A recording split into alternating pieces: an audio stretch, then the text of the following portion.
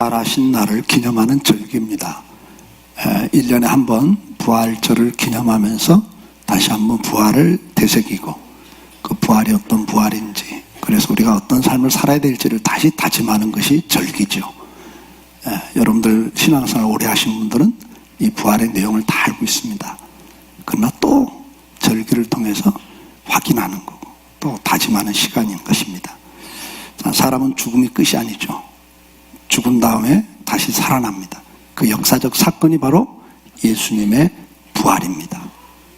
히브리서 9장 27절 말씀 같이 한번 읽겠습니다. 한 번 죽는 것은 사람에게 정하신 것이요 그 후에는 심판이 있으리니. 전도서 12장 7절 말씀, 흙은 여전히 땅으로 돌아가고 영은 그것을 주신 하나님께로 돌아가기 전에 기억하라. 여기서 흙은 뭘죠? 우리 육신을 말하죠. 우리 육체는 아담을 만드실 때 흙으로 만들었죠. 하와를 만들 때 흙으로 만들었어요. 그래서 우리 육신은 뭐 죽은 다음에 화장을 하든 매장을 하든 한 줌의 흙으로 돌아가요. 별거 아니에요. 그리고 우리 영혼은 하나님으로부터 왔기 때문에 하나님께로 돌아가야 돼요. 근데 죄가 있으면 하나님께로 돌아가지 못하죠. 그래서 하나님이 안 계시는 영원한 형벌의 장소인 지옥으로 돌아가는 거란 말이에요.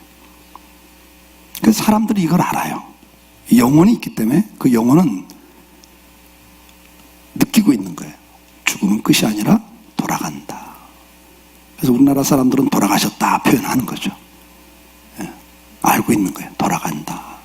근데 어디로 돌아가냐 물으면 정확히 답을 못해요. 저승이다. 저승에도 좋은 데가 있고 나쁜 데가 있다. 이 정도는 다 알아요. 불교에서도 극락을 이야기해요. 좋은 데를 극락. 그 다음에 안 좋은 데를 반대 개념이 아귀도. 그 귀신들이 그냥 아우성 치면서 있는 그 아귀도. 거기는 얼마 동안 사냐? 영겁을 산다. 그렇게 불교에서도 말해요. 그러니까 몇 년 사는 게 아니라 영원히 산다. 영겁. 그래요. 한 겁이 제가 지금 숫자를 정확히 잊어버렸는데 가로 몇 킬로, 세로 몇 킬로 되는 큰 그릇에 좁쌀, 조그만 알맹이를 가득 채워놓고 그걸 하나씩 꺼내서 다 꺼낸 게 1컵. 근데 영겁.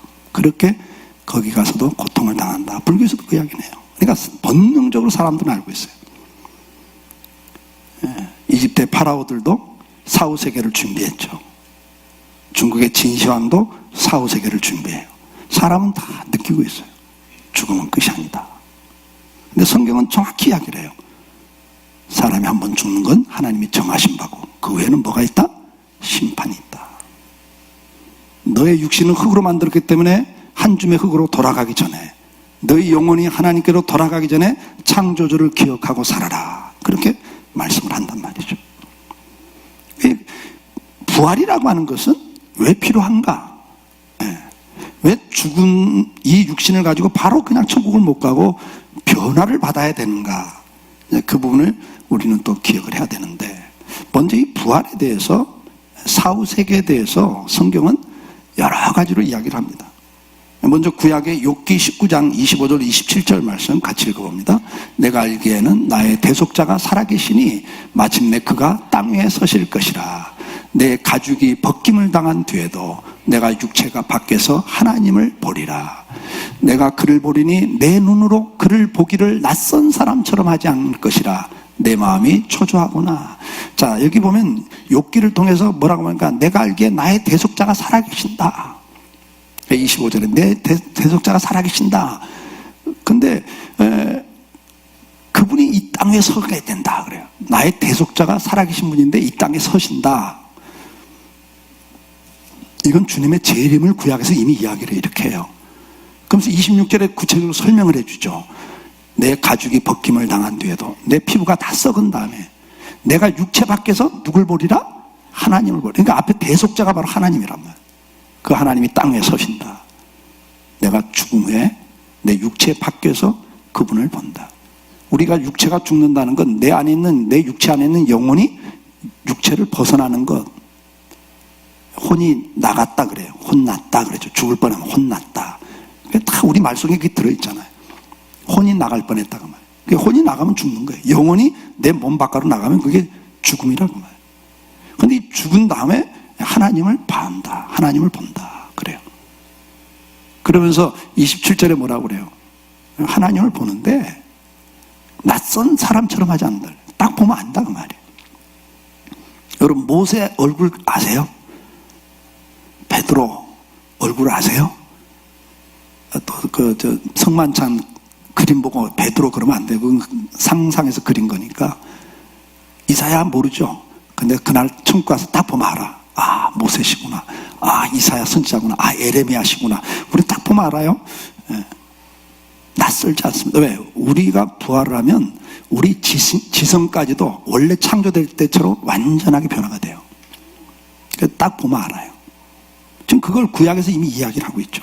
이사야 26장 19절 말씀 같이 읽습니다. 주의 죽은 자들은 살아나고 그들의 시체들은 일어나리이다. 티끌에 누운 자들아 너희는 깨어 노래하라. 주의 이슬은 빛나 있으리니 땅이 죽은 자들을 내놓으리라. 아멘. 죽은 자들이 살아난다고 구약 성경에서도 이미 이야기를 하고 있어요. 시체들이 일어난다 그랬어요. 티끌에 누운 자들이 뭐야? 한 줌의 흙으로 돌아갔단 말이에요. 근데 그게 다 다시 내놔요. 땅에 내놓습니다. 어려울 게 하나도 없는 이야기예요. 여러분 죽으면 여러분 육체는 갖가지 유기물로 무기물로 만들어져 있는데 그게 다 분해돼서 흩어져 없어지는 거라고요. 소멸이 되지 않고 모양이 바뀌는 거잖아요. 분해돼서 다 모양이 바뀌어서 있다가 다시 주님 재림하셨나 하나로 다시 다 모아. 주님이 나와라 그러면 다 분해돼서 흩어져 있던 것이 다 모아서 나오는 거예요. 어려울 게 하나도 없어요. 과학에서도 물건을 불태우면 없어지는 게 아니잖아요. 화학 반응에서 모양만 바뀌는 거죠. 다 내놓는다 그랬어요. 다니엘서 12장 2절도 같이 봅니다.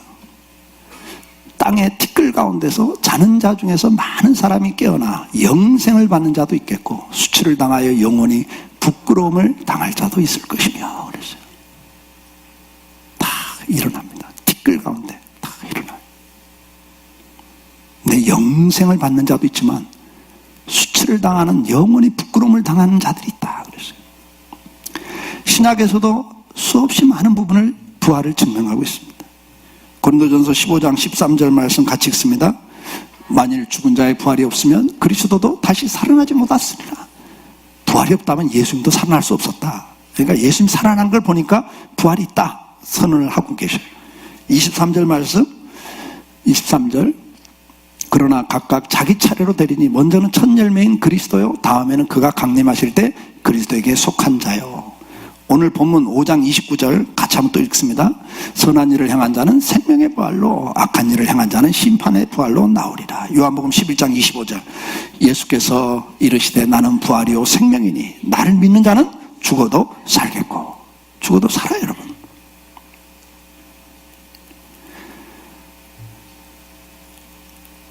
우리가 부활이라고 하는 것은 이미 성경에 수없이 이야기를 하고 있어요. 그러면 그 부활이 바로 예수님이 첫 열매다 그런단 말이에요. 15장 20절 고린도서 15장 20절에 나오죠. 예수님이 부활의 첫 열매다. 그러니까 예수님의 그 부활을 보면 우리가 어떤 부활을 할 것인가를 알 수 있다고 말이에요. 사과나무에 열매가 하나 딱 달리면 그 다음에 안 봐도 사가 열리는 거예요. 그 모양과 맛을 우리가 알 수 있어요. 예수님의 부활은 첫 열매다. 그거 보면 앞으로 어떤 부활이 어떤 성격의 부활인지를 우리가 알 수 있다. 그리고 부활이 분명히 있다. 이걸 보여주는 사건이 예수님의 부활이다. 그 말이죠. 그럼 예수님의 부활은 어떤 부활이었습니까? 누가복음 24장 36절부터 같이 읽습니다. 이 말을 할 때 예수께서 친히 그들 가운데 서서 이르시되 너희에게 평강이 있을저다 하시니 그들이 놀라고 무서워하여 그 보는 것을 영으로 생각하는지라. 예수께서 이르시되 어찌하여 두려워하며 어찌하여 마음에 의심이 일어나느냐. 내 손과 발을 보고 나인 줄을 알라. 또 나를 만져보라. 영은 살과 뼈가 없으되 너의 보는 바와 같이 나는 있느니라. 이 말씀을 하시고 손과 발을 보이시나 그들이 너무 기쁨으로 아직도 믿지 못하고 놀랍게 여길 때 이르시되 여기 무슨 먹을 것이 있느냐 하시니 이에 구운 생선 한 토막을 드리니 받으사 그 앞에서 잡수시더라.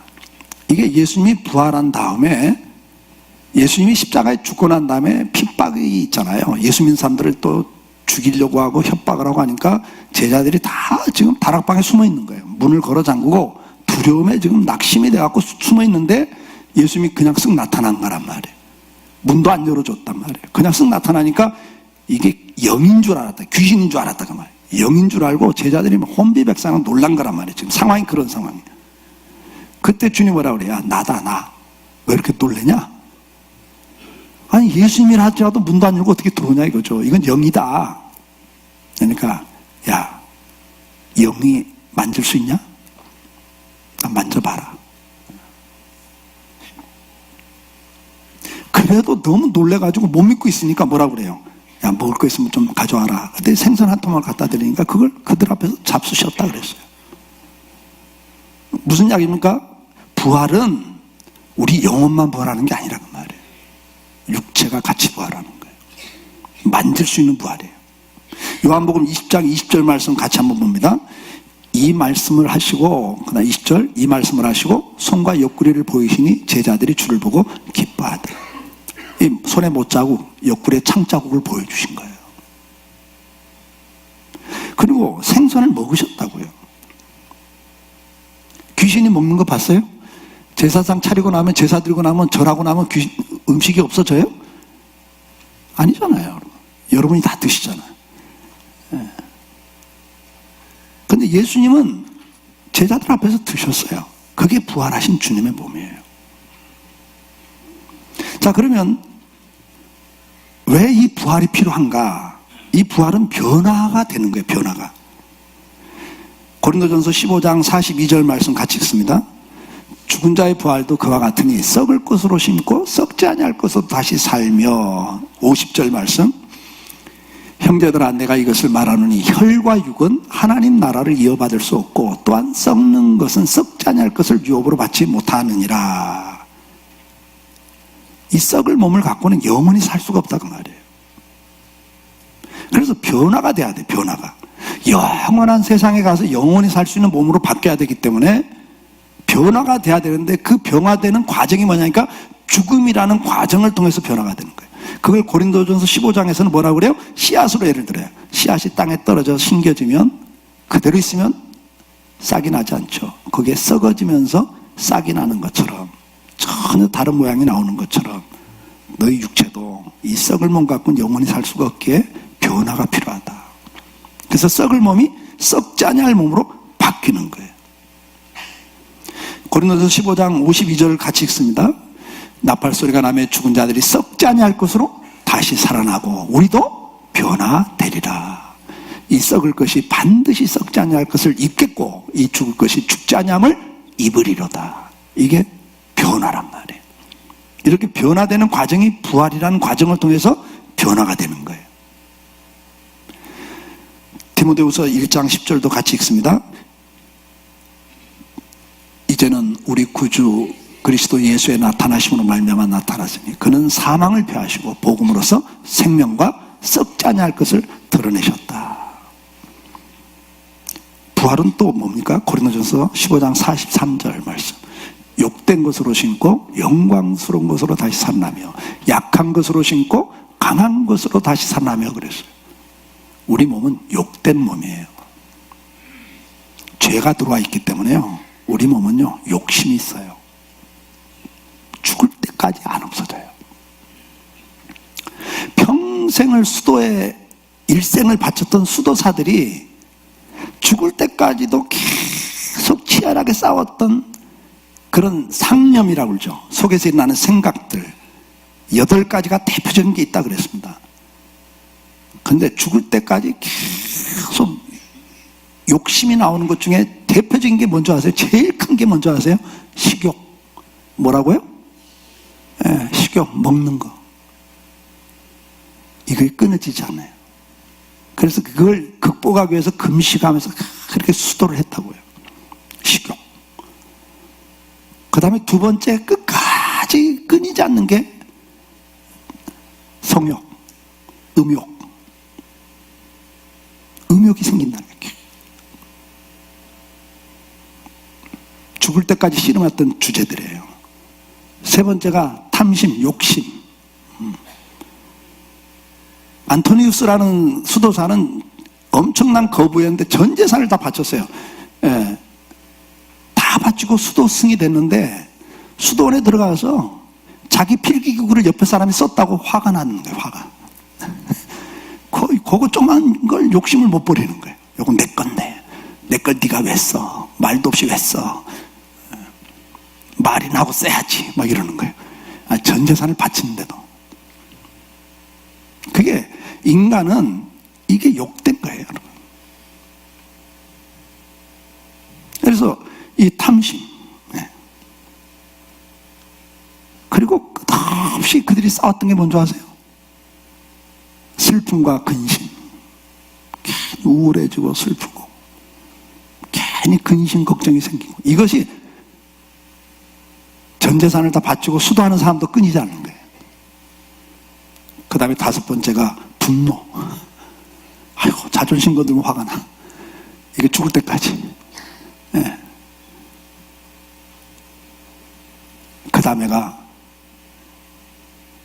게으름, 나태함, 좀 편히 살고 싶은 욕구.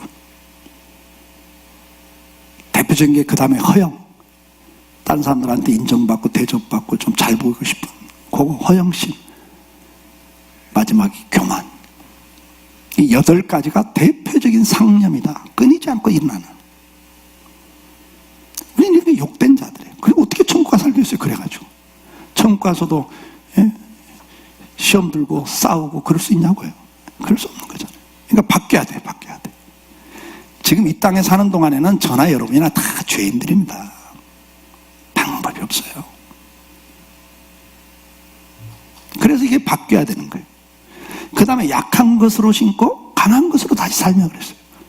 지금 이 몸은 약하잖아요. 저도 두 눈 다 백내장 수술했어요. 그냥 패드 갖고 다니면서 성경 보다가 눈이 확 가버리더라고요. 지금은 뭐 패드 갖고 성경 못 보고요.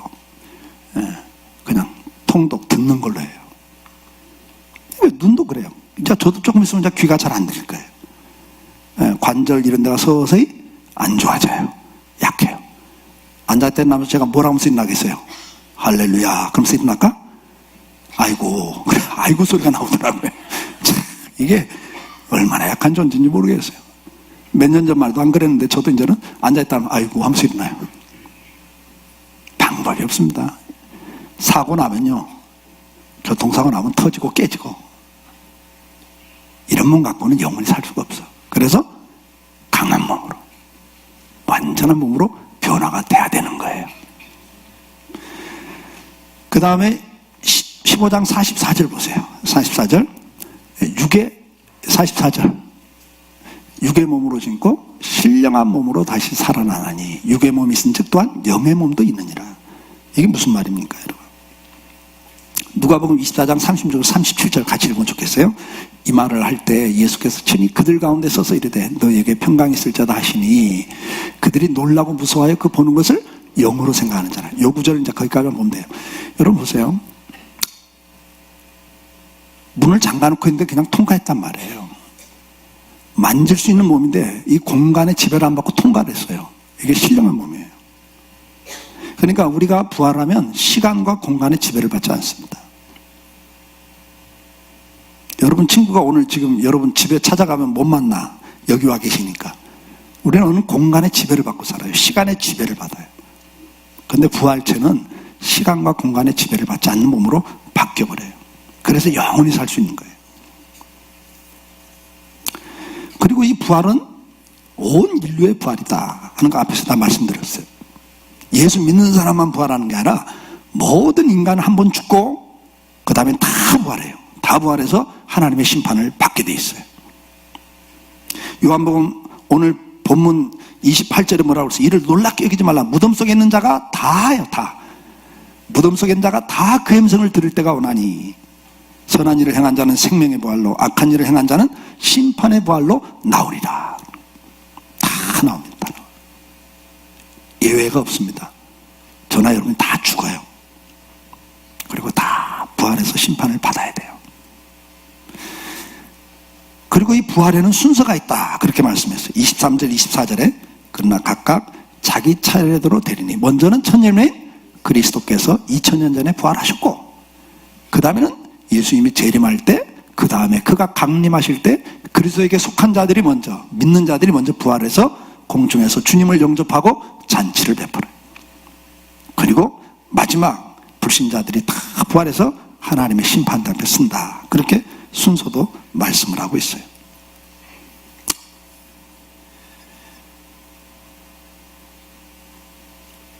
그럼 우리가 언제 부활하냐? 앞에서 말씀드렸잖아요. 예수님 재림하실 때. 15장 51절 말씀, 고린도전서 15장 51절 말씀에 보면 뭐라고 나옵니까? 보라, 내가 너에게 비밀을 말하노니 우리가 다 잠잘 것이 아니요 마지막 나팔의 순식간에 호련이다 변화되리니, 나팔 소리가 나면 죽은 자들이 썩지 아니할 것을 달성하고 우리도 변화되리라. 이 나팔 소리가 날 때, 그게 뭐예요? 주님 강림하실 때, 그렇게 표현했죠. 재림하실 때. 예수님이 2000년 전에는 십자가에 죽게 해서 오셨어요. 그러나 이제 다시 오시는 날은 모든 인류를 심판하기 위해서 심판장으로 오십니다. 그 보좌 앞에 모든 인류가 심판을 받습니다. 자, 우리가 부활주의를 맞이할 때마다 이걸 다시 확인하는 거예요. 그리고 다짐을 해야죠. 우리가 이 부활신앙을 갖고 이제 어떻게 살아갈 것인가? 고린도 후서 4장 16절로 18절 말씀 같이 읽습니다. 그러므로 우리가 낙심하지 아니하노니 우리의 겉사람은 낡아지나 우리의 속사람은 날로 새로워지도다. 우리가 잠시 받는 환난에 경한 것이 지극히 크고 영원한 영광에 중한 것을 우리에게 이루게 함이니, 우리가 주목하는 것은 보이는 것이 아니요 보이지 않는 것이니 보이는 것은 잠깐이요 보이지 않는 것은 영원함이니라. 부활신앙을 가진 사람들의 첫 번째 특징이 뭡니까? 낙심하지 않고 사는 겁니다. 우리의 겉사람은 낡아진다 그랬어요. 우리의 몸은 병이 듭니다. 여러분, 병이 들면 낙심이 됩니다. 병이 길어지면 낙심만 됩니까? 인생이 허무해지고, 긴 병에 효자 없다고 오랫동안 아프면 가족들로부터도 소외감을 느끼는 것처럼 느껴지고, 가족들도 짜증 한번 어쩌다 부리면 그것이 섭섭해서 상처를 받고 외로워지고 우울증에 빠지죠. 그러나 부활 소망을 가진 사람들은 어떻습니까? 내 겉사람이 낡아져도 내 속은 날로 새로워지는 거예요. 왜? 이 썩을 몸, 어차피 병들 몸, 무너질 몸인데 나는 이제 부활이 있다. 그 소망 가운데 낙심하잖아요. 잠깐 보이는 것을 위해 살지 않는다 그랬어요. 이 땅은 잠깐이면 다 지나갑니다, 여러분. 네. 저도 개척한 지가 엊그저께 같은데 오늘이 사실은 35주년입니다. 다음 주에 우리 창립기념일 합니다만, 자, 어떻게 이렇게 빨리 지나가는지 모르겠어요. 네. 우리 한질 장로님도 그렇고 다 참 새파란 나이에 만나가지고 그렇죠? 오늘 강대지 집사님도 그랬고, 새파란 나이에 만났죠. 근데 벌써 다 머리가 벗겨지고 허해지고 다 그렇게 됩니다. 인생이란 그런 것 같아요. 별거 아니에요. 다 지나갑니다. 지나가. 뭐 자식도 좀 커서 내게 떠나고 나면 허무해지고 무슨 의미가 있어요, 여러분? 여러분 참 목숨 걸고 사는 직장, 사업도 지나놓고 보세요. 별거 아니지. 다 그건 잠깐 지나가는 거예요. 잠깐 지나.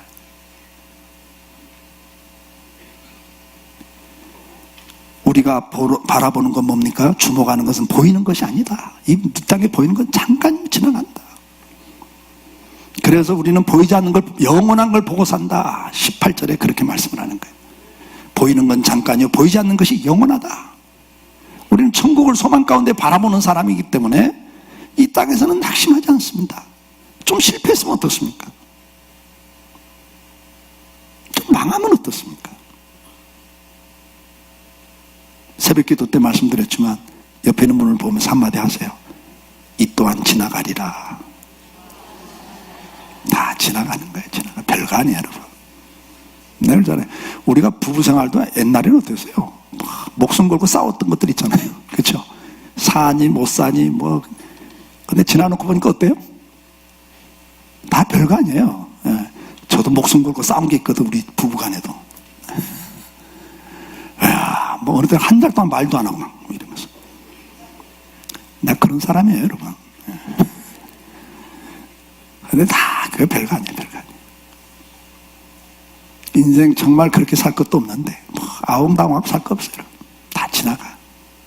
잠깐이에요. 그러니까 부활 소망을 가진 사람들은 이 땅에서 어떤 일을 당해도 낙심하지 않고 살아요.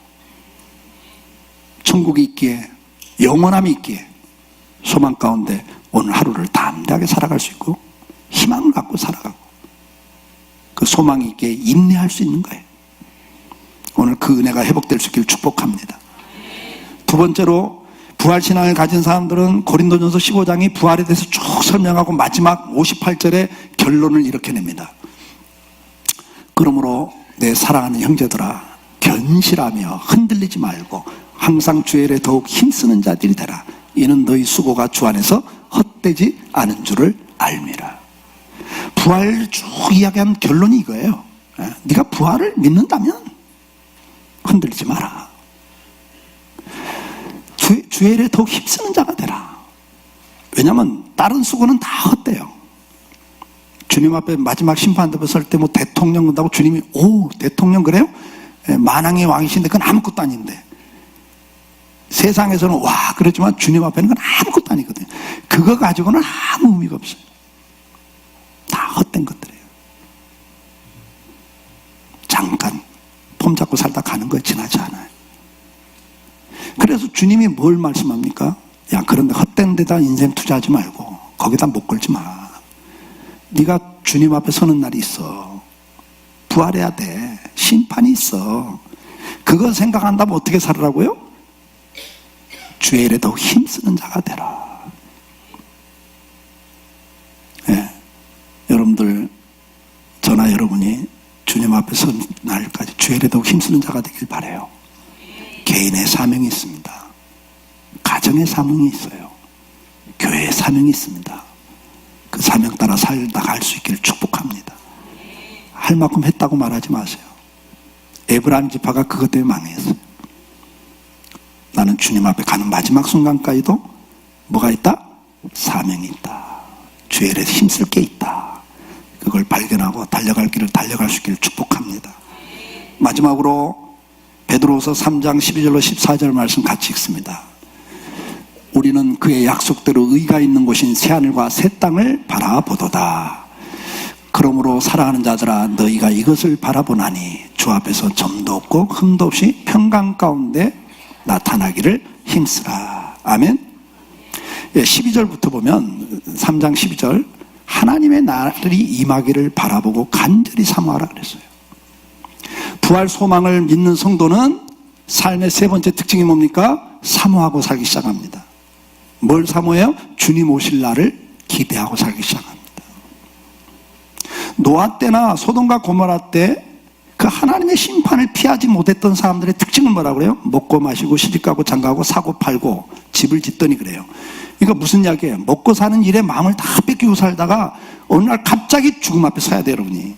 우리가 주님 앞에 서는 건 두 가지란 말이에요. 내가 개인적으로 죽는 날, 아니면 주님이 재림하시는 날, 이 두 가지로 내가 주님 앞에 서는데, 여러분, 한 달 후, 일주일 후가 보장돼 있어요, 생명이? 전혀 돼 있잖아요, 여러분. 그냥 뭐 바이러스 하나 들어가니까 바로 가더라고요. 인간 별거 아니에요, 여러분. 그렇기 때문에 죽음 후에 부활이 있다는 걸 믿는 성도는 주님 앞에 설 날을 사모하고 사는 거예요. 사모하고 살아요. 어떻게 살아요? 준비하고 살아요. 흠과 티가 없이 평안한 가운데 서기도록. 저와 여러분 예수를 믿기 때문에 심판에 부활하지 않습니다. 우리는 재판을 받아요. 마지막 심판을 받는데 불신자들은 영원한 형벌의 심판을 받아요. 근데 우리는 무슨 심판을 받아요? 우리는 상급의 심판을 받아요. 상급. 무슨 심판? 상급. 흠과 티가 없이 주님을 닮아 살았냐. 주님 앞에 서는 날 부끄럽고 막 죄송하고 막 당황하고 갑자기 그날을 맞이하니까 내가 제대로 살지도 못했는데 주님 앞에 제대로 할 것도 못하고 살았는데 갑자기 일주일밖에 못 산다 하면 상상을 해보세요, 여러분. 그게 얼마나 인생을 당황하게, 주님 앞에 설 때. 그러니까 당황하고 부끄럽고 그렇게 서지 않고 평안한 가운데 서도록 14절에 권면을 하잖아요. 흠과 티가 없이 평안한 가운데 나타나기를 힘쓰라 그래요. 이걸 힘을 써야 될 부분이에요. 오늘 부활주의를 맞이하면서 우리 다시 한번 이걸 확인하는 겁니다. 다짐하는 시간입니다. 우리 인생은 한 번 죽습니다. 마찬가지로 세상도 끝나는 날이 있습니다. 주님 재림하시는 날입니다. 그날에 모든 세상은 불로 태워진다 그랬습니다. 첫 번째 심판은, 노아의 심판은 물로 심판했지만 마지막 심판은 불로 심판한다 그랬어요. 모든 세상이 불로 다 녹아 없어진다 그랬어요. 그리고 하나님 심판이 있습니다. 우리 부활은 영원한 삶을 살 수 있는 몸으로 부활이 됩니다. 영혼만 구원받는 것이 아니라 몸이 부활을 합니다. 여러분이 이 땅에서 주님 재림하기 전에 죽으시면요, 영혼은 나번이다. 안 믿는 사람은 음부다 그래요. 육신은 한 줌의 흙이 되고요. 근데 주님 재림하시는 날 그 영혼과 육체가 다시 온전한 몸으로 부활해서 다시 하나가 돼서 심판을 받고 영원한 천국과 영원한 지옥으로 가는 거예요. 우리가 이걸 믿고 기억하고 산다면 이제 세 가지를 기억하고 살면 됩니다. 첫째, 낙심하지 말고 살자. 다 지나가는 거, 잠깐 있으면 없어지는 거. 낙심하지 마십시오. 두 번째는 주의 일에 더욱 힘쓰는 자가 돼야 됩니다. 마지막은 뭐죠? 마지막은 그날이 올 날을 항상 마음에 준비하고 그날 주님 앞에 부끄럽게 서지 않도록 흠과 티가 없이 평안한 가운데 주님 어서 오세요, 기다렸어요, 이런 고백을 할 수 있는 자가 되도록 노아 때처럼 먹고 사는 것 때문에 마음 뺏겨가지고 정신없이 살다가 주님 앞에 서지 않도록, 부끄럽게 서지 않도록 날마다 그날이 있다는 걸 기억하고 사모하면서 힘쓰라. 오늘 이 말씀 간직하고 또 한 해를 살 수 있기를 주의 이름으로 축복합니다. 기도하겠습니다.